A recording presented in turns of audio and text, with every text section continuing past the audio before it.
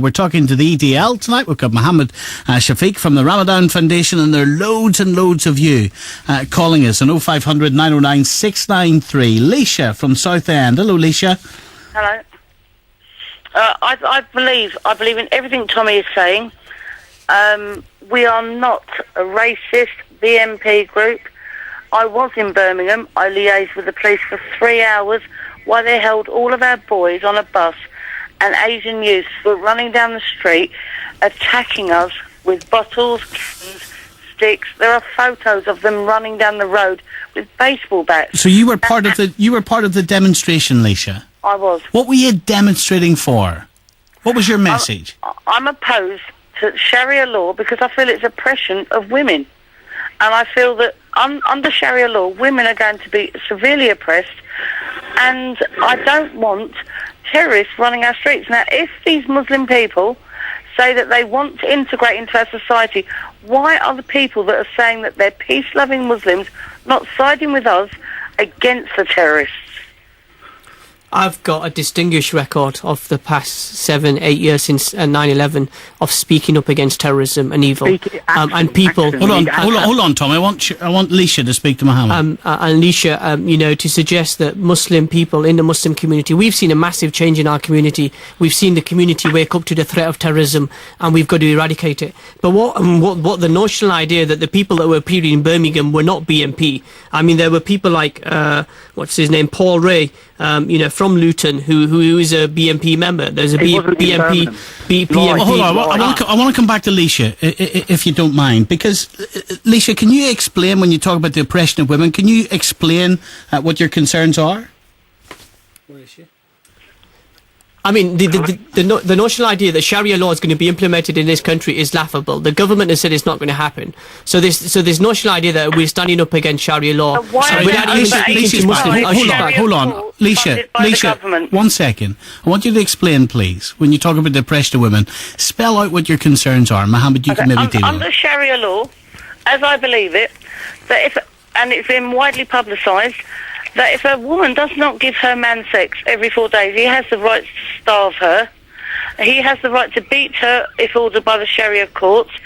Why? I think you've got it mixed up with Afghanistan, recent law in Afghanistan. It's got nothing to do with Sharia. I got this directly from the Muslim website. Which Muslim website?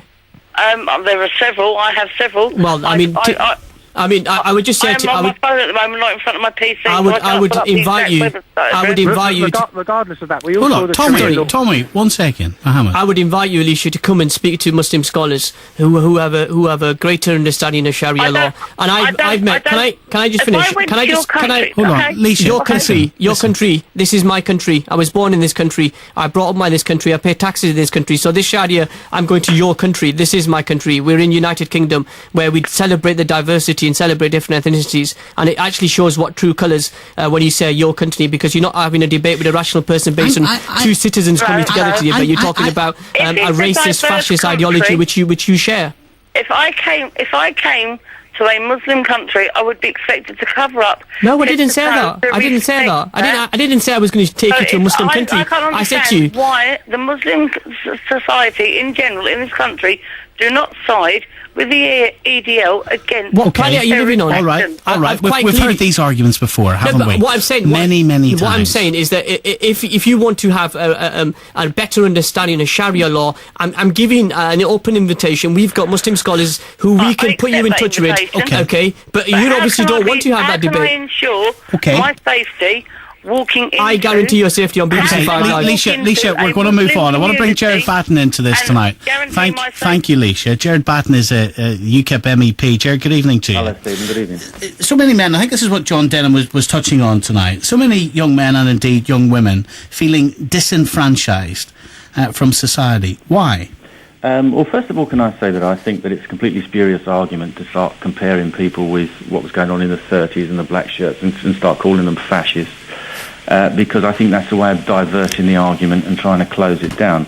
I don't know anything about the English Defence League. The first time I've ever heard anybody speak from it was a chap that was on earlier, who didn't sound to me like he was an overt racist. The SIOE, I think their problem is Islamic ideology. It's not Muslims. I noticed your presenter talked about people being anti-Muslim. All the arguments that I've heard about is about Islamism, political Islam, and about the ideology. It's not about Muslims as such. The problem. Gerard, do you in the Birmingham riots there were posters up saying no to Islam and no more mosques? Yeah, well, obviously, is that the sort of thing that you Gerard, we're having problems in your line, so we'll see if we can get it fixed, and we'll come back to. With regards to them posters up in Birmingham, we saw yesterday people in Harrow with... no, I'm talking about Birmingham. Let's talk about Birmingham. Yeah, all right, Birmingham. The English Defence League didn't get to unveil our official banners, which were black and white Unite, Anjem Chowdhury's a traitor, Unite in the face of extremism. So we can't help. As I've already told you, we don't condemn the whole of Islam because of why don't you come and have this? Why don't you come and sit down with the police? The Bedfordshire police have already said quite clearly that these people are thugs, and they came with a clear purpose to disrupt and provoke, and that's what Oswald Mosley did in the 30s. And this is what the English Defence League. Well, I mean, I can give you the name of the Deputy Chief Constable of Bedfordshire.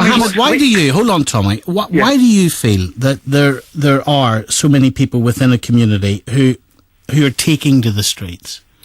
I'm deeply hurt by the fact that that there are some genuine concerns amongst white people about the fact that they are being left behind. They're not getting resources. They're not getting. Nothing to do with that.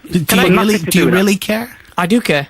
I do care because... So what's the Muslim community doing about that? Okay, what I'm saying is that's why for the past 3 years we've been saying to the government that the prevent violent extremism money shouldn't be just about giving money to Muslim groups. It should be about spreading that money into BNP areas and where the English Defence League and other fascists are, so the people are given the support to help change their lives and move their lives on. And do you think the balance is wrong? Do you think it needs to be balanced? Absolutely, I've always said that, and I've attacked the government on this many times, that they've seemed to have put the £70 million in and given it to all Muslim organisations when the threat from extremism is equally Britain has an increased risk from far-right fascist extremism like the English Defence League and others. Can I just ask which sort of fascist organisation has black and white Unite banners, loads of black members, and has the actual leader of the English... How many black people were in your demonstrations? Let me finish. The leader how many black people were in your demonstrations, Tommy? The leader of the English Defence Youth is black. Now, what sort of fascist Where was he or she on the demonstrations in Birmingham? All the people I saw were white.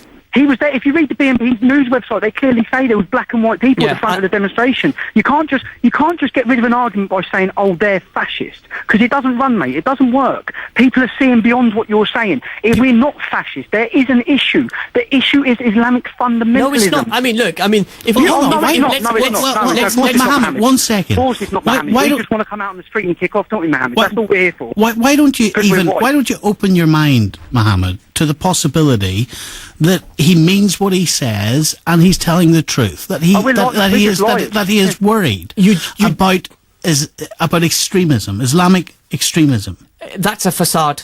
That's a facade. Have you opened your mind to the possibility? No, it's not. That is a genuine concern. Stephen, you've got to judge people by what they do, their actions. Okay, and the threat from Tommy. Let me finish my point, please, Tommy. The threat from terrorism is real. I've only on Monday we saw people found guilty, and I was quite vocal on the BBC, coming out, speaking out against that, and welcoming those guilty verdicts. And they're entitled the threat to protest. And actually, I defend the right for people to hold protests, and that's why I'm saying you don't. You clearly don't. You just said you want us banned. No, what I said. Clearly don't.